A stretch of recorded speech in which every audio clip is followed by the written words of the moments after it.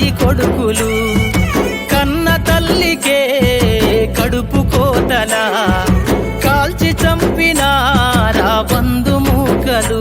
నిను గన్న తల్లి ఆడదన్న మాట మరిసినవు, మరిచి నేడు మానవత్వమిట్ల చంపినవు. నిను గన్న తల్లి ఆడదన్న మాట మరిసినవు, మరిచి నేడు మానవత్వమిట్ల చంపినవు. పుడమి తల్లిరా పురుడోస జన్మరా, ఆడ బ్రతుకులో నేడు విలువ ఏదిరా.